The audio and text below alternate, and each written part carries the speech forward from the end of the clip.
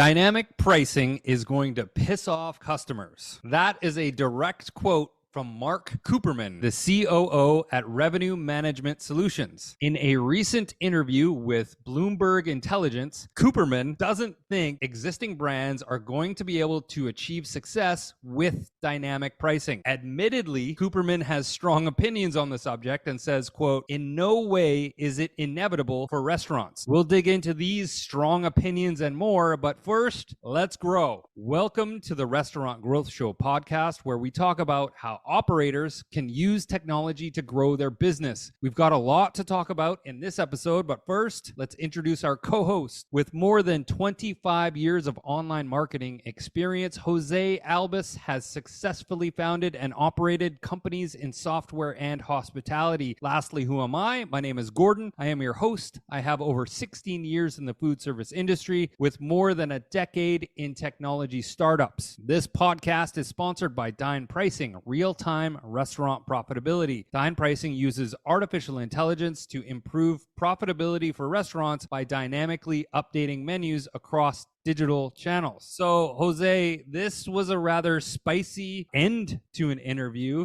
The majority of this interview that was done with Michael Halen. He is the senior restaurant and food service analyst for Bloomberg Intelligence. They covered stuff like national promotions, labor dynamics, and a whole slew of other topics. But at the end of this interview, it sounded like Kuperman was kind of waiting to take some shots at dynamic pricing and share his opinion. What was your overall opinion of the interview? I thought it was extremely powerful. What an insightful and knowledgeable person. Like it was rich, entertaining, and I think it's definitely something that every restaurateur should listen to. Yeah, I agree. And to our listeners, I will definitely share a link to the interview in the podcast description here. I really, really like Mark Kuperman. Everything that he was talking about was based in logic. At the end of this interview, though, a lot of it was opinion, and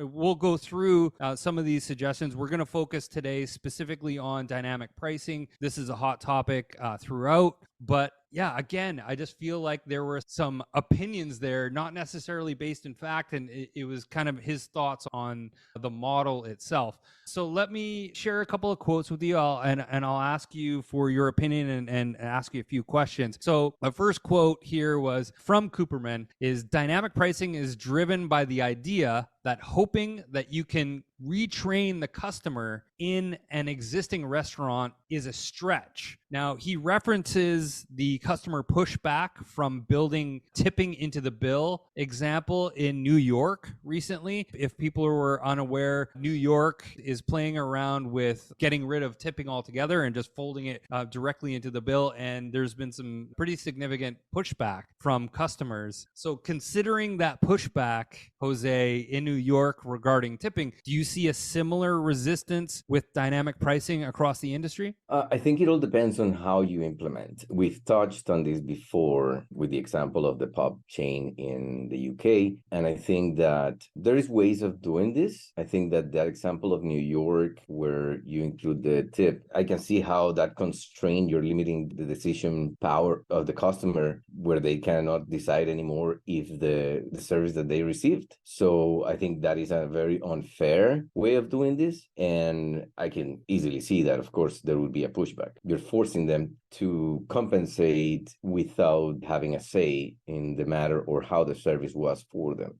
Right. And so do you think when customers are experiencing dynamic pricing as it gradually gets rolled out internationally, really, and industry-wide, do you think that dynamic pricing is going to have that sort of harsh response? Again, it depends on how it's done. I think that there is another part of what he mentioned in the interview where he mentions the example of a chain that decides that in 2024, we're not going to change our price. We're not going to increase it. And then later to learn 9 months later that they didn't do any changes and they're hurting in multiple ways. And the experience, there was no change. The inflation month by month started eating at the margins. He mentions the gap between the prices on groceries versus versus restaurant and food pricing, if you think about it, it's just widening for a restaurant, especially if it doesn't do any adjustments. So I think that without jumping into a solution, it is important that restaurants actually take a look at their menu and optimize in a pace and a cadence, like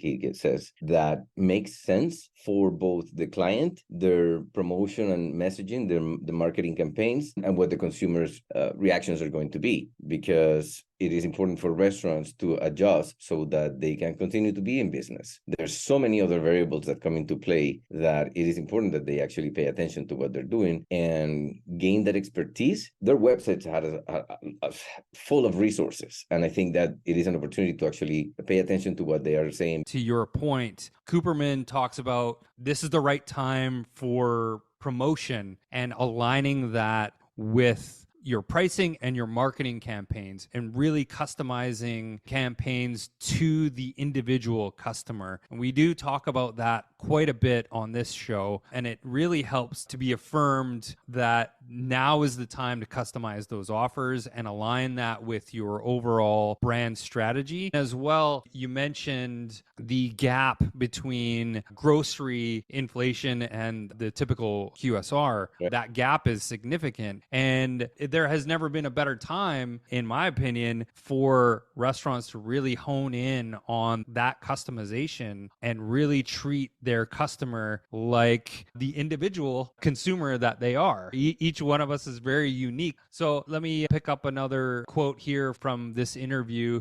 Kuperman says that he would change the delivery price. Why? Because the customer has been trained that surge is associated with movement. So charging more during busy hours seems controversial, and I think that's the biggest pushback with the dynamic pricing model. Can restaurants leverage this without compromising customer loyalty and experience, in your opinion? I think so. I think that there is a way of, there's a little bit of perception there, and it's related to the usual Uber surge that everybody experiences, and kind of like have learned to change the behavior to wait a little bit. It's not that bad if I get there 15 minutes later, as long as I get a better price, right? Similar, like it's very different what you would have to do here, because I think that when he touches on the 9-month gap of making an adjustment to and without going into the detail of the optimization of menus that he talks about, but that gap in a world like today where there's like so many variables and inflation,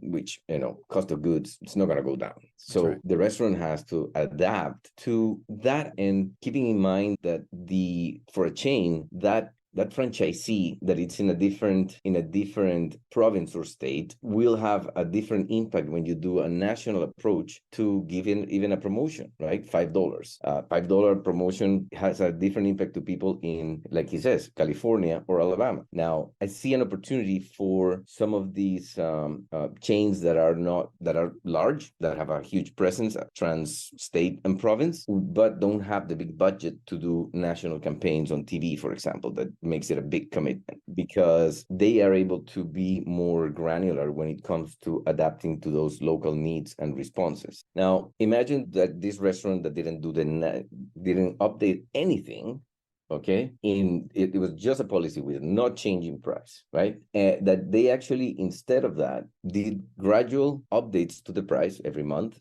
every second month, and that would give them also the opportunity to give discounts more regularly, or different types of discounts. Then we're talking about a more stable, people will get used to that price, because we always do, and they're just going to see that there's more offers. That is one of the variables that plays into giving value for an exchange of a price update that he also talks about. There's also obviously the investment in new packaging, the dining experience, remodeling, all that kind of thing. So it's keeping in mind that there's ways of adding value to justify some of these things, and at the same time play with the personalization, like you said, at the regionalization as well of the different prices and different offers. So there is a way, he also says, and I loved when he was saying, there is so many variables now that it is important to consider all of those. Now, sometimes the restaurateur, even the executives don't have time to be measuring some of these things. And I think that that's where a really powerful optimization, and remember that he also says, with the blanket approach, if they go, okay, we're going to do this quarter 5% increase on everything. If you see the basket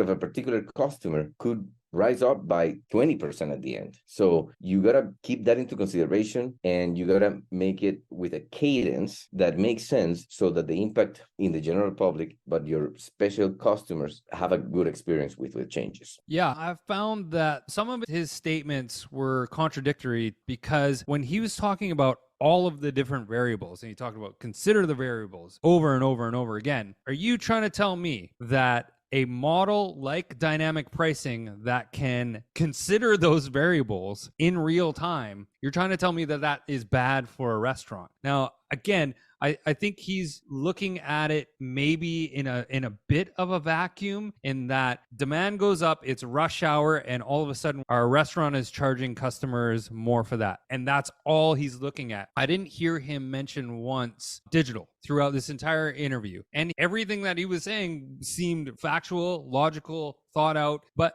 digital never truly entered the conversation. And it was sort of a blanket approach to changing markets with inflation that may be tapering off, maybe, but we, like you said, we don't really see cost of goods going down. He said that himself. Cost of goods likely aren't going to go down. So restaurants should still consider raising prices in 2024, when the general consensus is that restaurants are probably going to stand pat on prices and maybe even lower them. So there are a couple of contradictory statements that I didn't necessarily agree with, and I don't think that he's completely looking at dynamic pricing from a digital standpoint, when we know that restaurants are driving 30, 40, sometimes 50% of their revenue is coming from these channels. I mean, I don't blame him. It is what happens in this industry. It's secondary, forgotten, except when they learn or have learned that the commission in third party, for example, are so big that they do a blanket approach of increasing their prices in those channels. And again, if you're going to do a 20% increase, well, guess what? Move it to offer some discounts as well. You're already putting it up there, and the consumer is going app to app to see the comparison of the items that they want, right? So you got to study the basket, like he says, the whole ticket, to see how it's structured, and from that data, optimize. So at that point, you see that there is an opportunity to actually technology help in that, to do an optimization for whatever reason, at inflation time of year, day with weather, and then actually make an optimization in a way that, okay, people that love their shawarma will pick it from third party number one because it's cheaper, but guess what? It may be at the end the same value for basket. So I think that what he was saying in terms of, and I mean, he has a very good point, in the sense that if it's going to be somewhere, it should be in the delivery, because the drivers and the surge of Uber and all of that, it's already something that has happened. So it's basically no change in terms of dynamic pricing. Yeah, that behavior has already been affected years ago. So now the other part that was really interesting to me, that you and I have talked about so much, is talk to your customer, communicate, like in terms of like promotions and marketing at the right moment, with the right promotion, and then what you're bringing is you're giving a rounded experience. Now they have more choices. So again, so informative, so rich, excellent interview. I cannot say enough. So Kuperman goes on to say, there's only one model in my mind, and that is full price and discounting. And so that sort of touches on the point that you were making earlier. He says that if I had to do dynamic pricing right, I would really look at, let's say, delivery charges. And I did mention that before, but this is in line with what we were talking about. And that's promotional pricing, utilizing the dynamic pricing model. And I think the real big pushback again is the in-house in-house dining. Changing prices while diners are eating, I think is wrong. So that I do agree with Kuperman on, is that sitting down in a physical establishment and seeing someone else pay a different price, whether it's more or less, that is off-putting to say the least. But on these digital channels where people are looking to dine at home or go through a drive-through or have delivery, I think dynamic pricing makes perfect sense. And that's where we differ, I guess. Yeah, I think it's obvious if you're in a restaurant, and the example of the pub is even worse because at least in the restaurant, you're,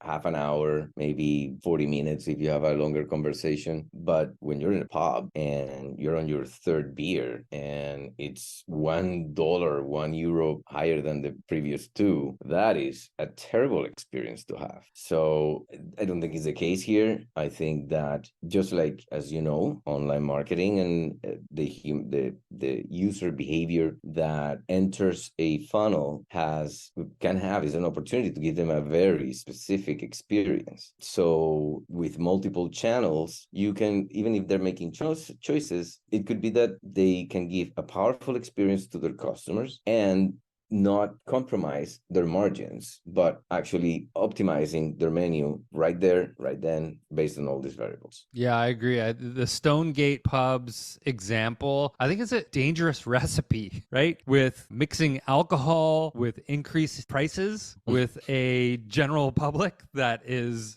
frustrated over inflation already and everything else that's going on in the world. After my third pint, I don't know that I'm going to be terribly reasonable. Not to say, right? Don't drink and price. Exactly. Public service announcement. Don't drink and price. Everyone, it's not a good idea. Shout out to the hooligans out there. Please be peaceful. All right, that is all the time we have for this episode. It was really great to have Jose, as always. This was a really spicy take on dynamic pricing. Again, I think there is so much more complexity to this model for restaurants. Regardless of what Mark Kuperman has to say, I believe it is inevitable for this industry in the digital space. However, in store, I don't think it's going to work personally. Until next week, say goodbye, Jose. Goodbye, Jose. Thanks, everyone.